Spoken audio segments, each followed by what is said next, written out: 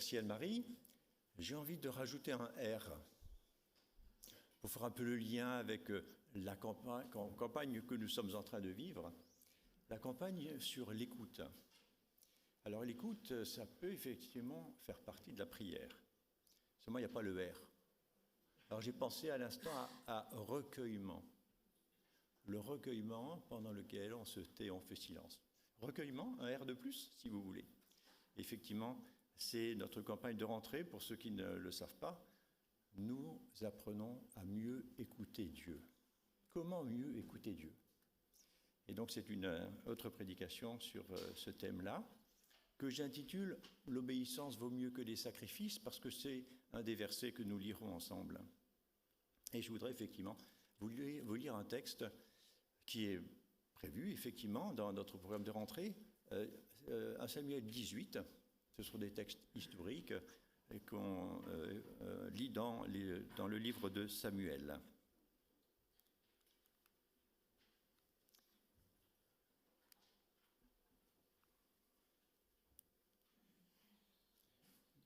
Voilà, ça va être bon. Il vaut peut-être mieux l'écouter parce qu'il est difficile de le lire, c'est écrit en trop petit sans doute. Il s'agit du texte de 1 Samuel 18, des versets 6 à 17. Au retour de l'armée, après que David eut tué le Philistin Goliath, des femmes de toutes les villes israélites vinrent à la rencontre du roi Saül. Elles chantaient et dansaient au son des tambourins et des cymbales en poussant des cris de joie. En chœur alterné, elles proclamaient joyeusement « Saül a battu des milliers d'ennemis, David en a battu des dizaines de milliers. » Saül fut agacé, irrité même par ce chant. Il se disait « On lui en accorde 10 fois plus qu'à moi. Pour peu, on lui donnerait encore la royauté. » Dès ce moment, il regarda David avec jalousie. Le lendemain, un esprit mauvais envoyé par Dieu se saisit de Saül, qui fut pris d'exaltation dans sa propre maison. David, lui, jouait de la lyre comme les autres jours, et Saül tenait sa lance à la main.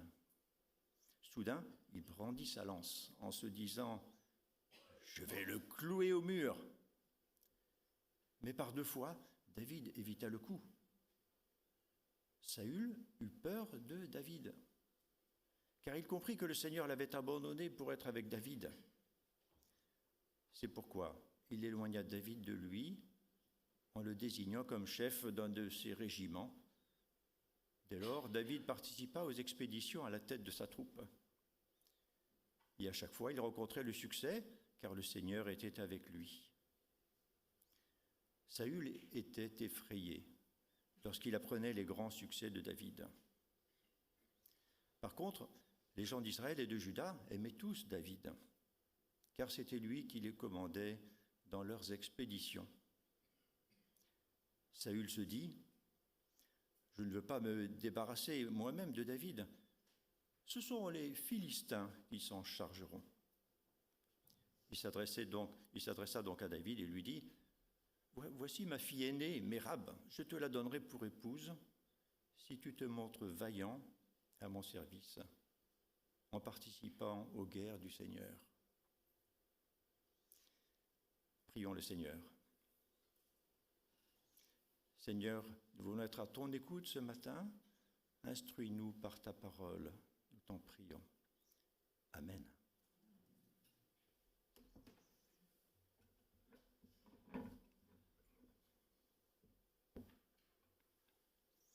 Alors, dans notre parcours de rentrée, nous avons déjà parlé du jeune Samuel qui a appris à reconnaître la voix de Dieu.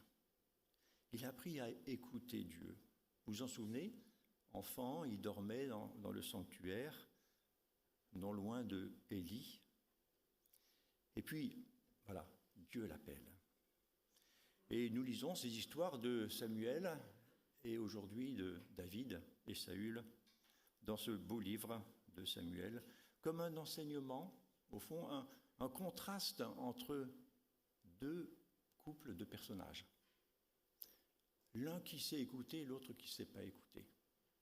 Alors, il y a Élie et Samuel, quoique Élie écoutait aussi Dieu. C'est Émile qui nous en a parlé il n'y a pas longtemps.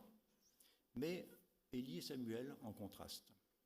Et puis là, le contraste, c'est entre Saül et David. Et au fond, ce contraste s'exprime aussi dans ce verset qui est le titre, effectivement, de cette prédication. C'est Samuel qui l'adresse à Saül en lui disant « Le Seigneur prend-il autant de plaisir aux holocaustes et aux sacrifices qu'à l'obéissance de celui qui écoute le Seigneur. Écouter vaut mieux que les sacrifices. Prêter attention vaut mieux que la graisse des béliers. » Ça, c'est ce que dit Samuel à Saül. On reviendra sur ce passage tout à l'heure. Écouter vaut mieux que les sacrifices. On pourrait traduire cela pour nous, on pourrait essayer une actualisation. À quoi sert de venir au culte si on n'obéit pas? À quoi sert de venir au culte si on ne met pas en pratique ce que nous entendons? Nous reviendrons là-dessus tout à l'heure. Alors, dans le texte lu, on voit donc Saül devenir jaloux de David. Parlons un peu du contexte. Saül tente même de le tuer de ses propres mains. Il y a plusieurs choses qui nous interpellent en lisant ce texte. Samuel était prophète et juge en Israël en remplaçant de Élie, vous vous souvenez, dont les fils se sont comportés de façon tellement scandaleuse et impie. Et le peuple, par la suite, demande à Samuel de choisir un roi pour être comme les autres peuples autour d'eux, pour défendre leurs intérêts, pour mener les guerres. Samuel commence par refuser de nommer un roi. Et puis il finit par accepter. Dieu le conduit à choisir Saül. Et Saül reçoit l'onction d'huile. Comme encore nos rois de France recevaient l'onction d'huile, un peu sur ce modèle-là. Cette onction permet à Samuel d'être conduit par l'Esprit de Dieu dans certaines circonstances. Elle lui permet de remporter une première victoire éclatante sur de farouches adversaires, les Ammonites. Nous lisons au chapitre 11 de Samuel, « L'Esprit de Dieu s'empara de Saül. » Et Saül fut un grand guerrier, un grand stratège. Il remporta plusieurs victoires sur les Philistins et les peuples alentours. Mais vous le savez aussi, Saül fait des erreurs graves. Il commet des fautes graves qui tournent autour de son incapacité à écouter vraiment Dieu. Et c'est alors, vous le savez, que Dieu envoie Samuel choisir un autre roi, qui sera le futur et le grand roi David. Et cette histoire que nous avons lue vient juste après une histoire que tout le monde connaît. Une histoire qui a enchanté notre enfance, n'est-ce pas? La victoire de David, du jeune David, sur le héros des Philistins, Goliath. Alors, suite à cette délivrance extraordinaire, David a toutes ses entrées à la cour du roi Saül. Il est devenu un chef militaire reconnu.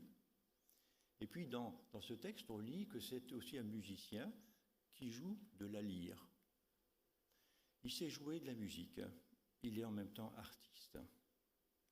Et il est là pour calmer les nerfs de ce roi Saül. On dit bien que la musique adoucit les mœurs. Et Saül en a bien besoin, vous le savez. On découvre ici, dans notre texte, les diverses facettes de cette personnalité très riche de David.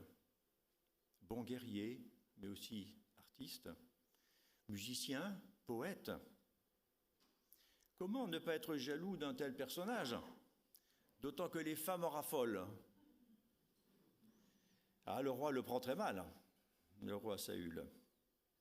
Et nous lisons dans ce texte, nous avons lu que sa jalousie est tellement forte qu'il veut régler ses comptes lui-même, en tuant David de ses propres mains.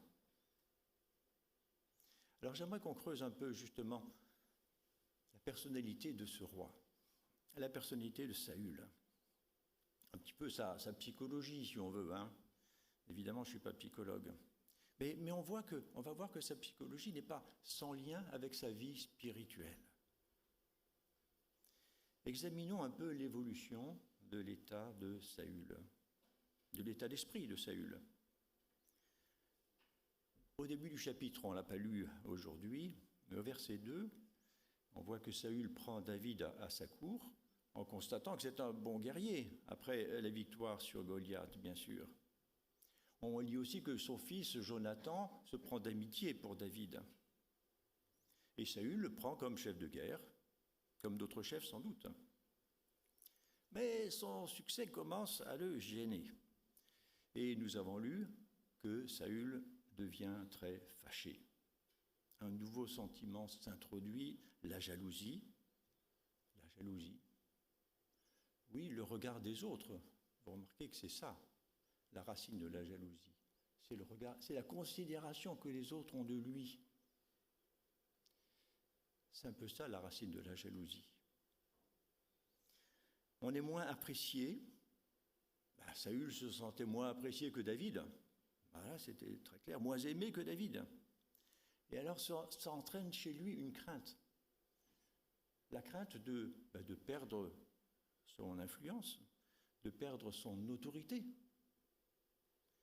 d'être déclassé. Et cette crainte l'entraîne alors à la haine. Cette crainte se transforme en haine, au point que Saül, tout roi qu'il soit, essaye de tuer David de ses propres mains. Quelle drôle d'idée. Les basses besognes, on les fait faire par des hommes de main, on ne le fait pas soi-même, dans toutes les cours internationales. On demande à des tueurs. Non, mais là, il ne se maîtrise plus du tout. Et constatant l'échec de sa tentative de meurtre, il continue à prendre peur. Curieux, non? C'est David qui devrait avoir peur. Non, on lit que c'est Saül qui a peur. On constate que Saül, au fond, commence à perdre pied. Il est comme dans un engrenage. Cet engrenage, on peut l'illustrer un petit peu comme ça, de façon très schématique, hein, la jalousie qui entraîne la crainte d'être déclassé, de ne pas être aimé, qui entraîne la haine et qui entraîne la violence et qui va jusqu'au meurtre, dans le pire des cas.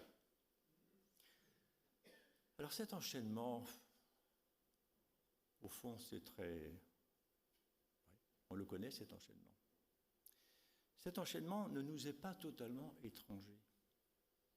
Être jaloux de quelqu'un qui réussit mieux que nous, au travail, dans notre famille, un frère ou une sœur, dans l'église peut-être. Une des racines de la jalousie, n'est-ce pas, de ne pas se sentir reconnu à sa juste valeur. Cette crainte d'être dévalorisé, qui peut aller jusqu'à l'humiliation de se sentir inférieur. On a peur d'être dépossédé, de perdre notre place. Dans notre communauté, certains ont vécu cette jalousie. Une jalousie qui peut avoir comme conséquence l'humiliation, et ils ont encore besoin d'être libérés de cela. Heureusement, la jalousie ne conduit pas toujours à la haine, mais c'est vrai qu'elle n'en est pas toujours très loin. Elle peut conduire à la violence, surtout si d'autres processus l'accompagnent. Les ragots, la déformation de la vérité, la rumeur. Cette histoire nous fait penser à d'autres histoires, n'est-ce pas? D'autres histoires qui doivent aussi nous servir d'exemple. Alors, des exemples d'histoires de jalousie dans la Bible, il y en a, je ne dis pas qu'il y en a plein, mais elles sont remarquables. Hein. Caïn, ça vous dit quelque chose? Oui, Abel et Caïn, oui, ça. Et puis les frères de Joseph, Apparemment, c'est quand même un sentiment assez fort dans notre nature humaine. Peut-on résister à l'engrenage de la jalousie? Oui, certainement. Alors, déjà, que répond Dieu à Caïn? Ça, c'est déjà un verset extraordinaire. Vous voyez, là, il ne s'agit même pas du Saint-Esprit, on est dans l'Ancien Testament, on est tout au début. Mais qu'est-ce que Dieu dit à Caïn? Le Seigneur dit à Caïn, « À quoi bon te fâcher et être abattu ?» Saül, fâché, abattu. « Si tu agis comme il faut, tu reprendras le dessus. » Il y a de l'espoir. « Sinon, le péché est à ta porte, comme un monstre à l'affût. Il désire te dominer, mais c'est à toi d'en être le maître. » Ça, il le dit à Caïn. Caïn, non, n'a pas pu répondre à l'appel de Dieu. Il s'est jeté sur son frère et il l'a tué. Alors revenons sur Saül. Comment aurait-il pu évoluer différemment? En fait, la victoire sur Goliath, c'était quand même extraordinaire. Il aurait pu le prendre de façon plus positive, peut-être. Imaginez, dans cette victoire sur Goliath, tous les Israélites étaient dans leur tente et tremblaient de peur, mais qui tremblait de peur aussi? Saül, sans doute, parce que ce n'est pas lui qui est allé se mesurer à Goliath. Tout le monde tremblait de peur. Donc, c'était la fin de tout, quoi. Parce que les Philistins allaient envahir. Vous savez, c'était la lutte des héros qui se pratiquait dans l'Antiquité. Et puis ensuite, le vainqueur envahissait le pays du vaincu. C'était quand même une délivrance extraordinaire. Donc, c'est vrai qu'on pourrait imaginer que Saül se soit réjoui davantage. Et même de voir David continuer à remporter les victoires, c'était quand même très beau. Mais lui restait le roi. Il n'y avait pas de raison d'être contesté ou de se sentir remis en question. Alors c'est vrai que dans certaines circonstances, on est entraîné à la jalousie, à se laisser aller, à faire le mal, nous laisser dominer par la jalousie ou la colère, l'amertume ou le ressentiment. Mais on peut résister au péché, résister au diable et il s'éloignera de vous, dit l'Épître également. Sachons appeler Dieu à notre aide, lui crier au secours. Alors, il y a un autre point, un dernier point que je voudrais relever dans ce texte, parce que c'est quand même assez fort, vous l'avez lu, vous vous en souvenez, cette question de l'esprit mauvais. C'est pour ça que je dis oui, il y a la psychologie, puis il y a quand même l'esprit mauvais, là, qui agite Saül. Que s'est-il passé? Que s'est-il passé? Nous lisons dans le texte que nous avons lu, au verset 10, on lit que le lendemain, un esprit mauvais envoyé par Dieu se saisit de Saül, qui fut pris d'exaltation dans sa propre maison. Voilà, je ne sais pas trop ce que ça veut dire, mais c'est un mauvais esprit qui s'empare de lui, Ce n'est pas un bon esprit. C'est cette dépendance qui le mène à la haine et à commettre des actes qui échappent à toute logique. Saül divague, et il est poussé à des extrémités insensées. Comment en est-il arrivé là? Revenons rapidement sur la vie de ce personnage, premier roi d'Israël, réclamé par le peuple, un héros qui a été rempli par l'Esprit de Dieu. Il mène le peuple à une grande victoire, comme je l'ai rappelé. C'est un grand guerrier, mais à 2 reprises, il commet une faute majeure. Dans la première, il se laisse entraîner dans la panique de ses officiers, de ses conseillers, alors que les Philistins sont là en face, et il faut offrir un sacrifice. Mais Samuel tarde. Et donc il dit, il l'offre lui-même. Sacrilège, sacrilège. C'était complètement interdit que ce ne soit pas le prêtre qui offre le sacrifice. Dans la deuxième histoire, il préfère garder le butin. Enfin, une partie du butin, la meilleure. Enfin, pas lui seulement, les officiers, tout le peuple, dans une victoire à nouveau. Et là, on sent au fond que Saül, il n'est pas clair. Il n'est pas assez ferme. Il est partagé. Il écoute plus l'avis de ses conseillers que l'ordre qu'il a reçu de Dieu. Il est peu rigoureux dans l'obéissance, il fait facilement des compromis, il ne respecte pas les commandements de la loi. Et Dieu va rejeter Saül et choisir un autre roi. Malgré sa tristesse, Samuel doit oindre David. Et qu'est-ce qu'on lit dans cette aventure, dans cette onction d'huile? On lit que Samuel prit l'huile et en versa sur la tête de David en présence des frères de David, dans ce texte. L'Esprit du Seigneur se saisit de David et fut avec lui de ce jour-là. Ensuite, Samuel retourne chez lui et on dit que l'Esprit du Seigneur avait quitté Saül et un esprit mauvais envoyé par le Seigneur le tourmentait. C'est comme un transfert du Saint-Esprit entre Saül et David. C'est David qui va peu à peu prendre autorité sur le peuple et devenir le grand roi que l'on connaît. Mais la conséquence pour Saül, c'est qu'un mauvais esprit va le tourmenter à présent. C'est comme si le cœur de Saül, rempli du Saint-Esprit, ne pouvait pas rester vide. Soit l'Esprit de Dieu, soit un mauvais esprit.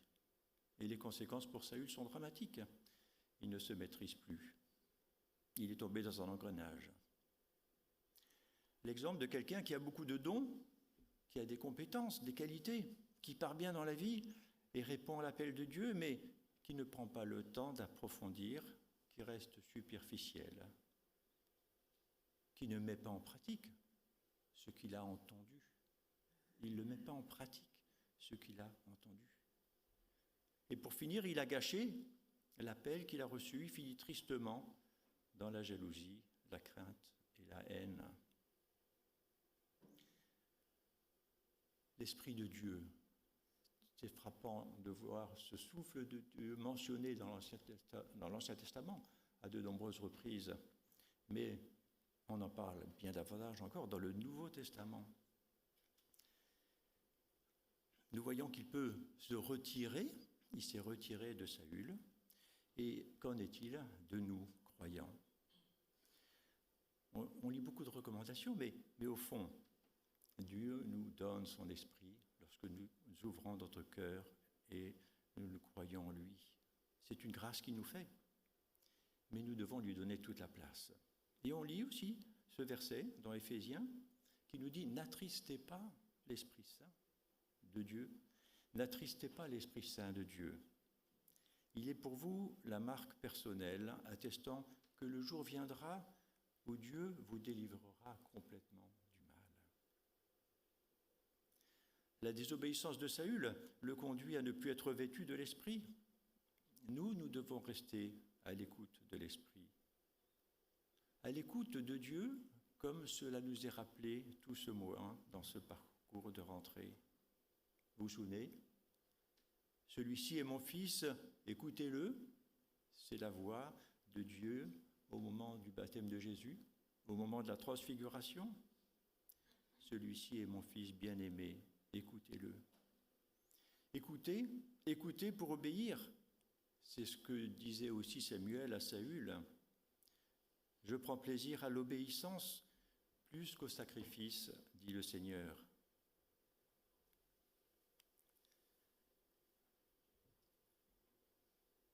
Samuel dit, c'est le verset en bas, Samuel 15, le Seigneur prend-il autant plaisir aux holocaustes et aux sacrifices qu'à l'obéissance de celui qui écoute le Seigneur? Écoutez vaut mieux que les sacrifices. Prêtez attention, vaut mieux que la graisse des béliers. De quel sacrifice s'agit-il pour nous? J'ai hasardé tout à l'heure que ça pouvait être la pratique, on va dire, pieuse de venir au culte. Ça pourrait être pour nous, effectivement, une façon d'offrir des sacrifices. En tous les cas, pour Israël, c'était pratiquer le culte, apporter un animal pour le rachat d'une faute et faire preuve de reconnaissance.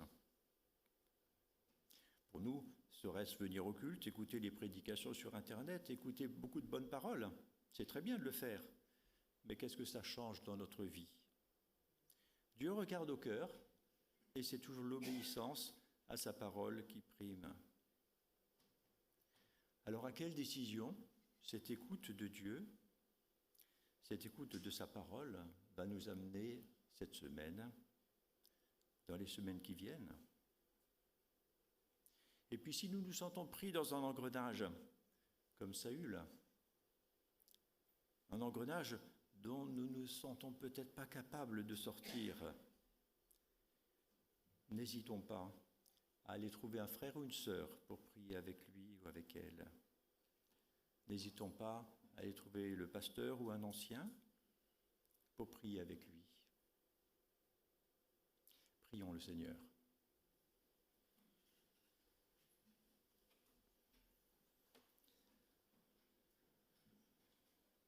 Seigneur Dieu, merci pour le Saint-Esprit que tu nous as donné. Merci parce qu'il nous anime, hein. Il veut prendre toute la place. Nous voulons lui laisser toute la place, apprendre à mieux l'écouter, apprendre à mieux lui obéir et à mettre en pratique ta parole. Que ta parole devienne vie en nous. Merci pour cet esprit que tu nous as donné. Que ta parole habite dans nos cœurs et nous donne la force de résister au mal et de faire le bien. Amen.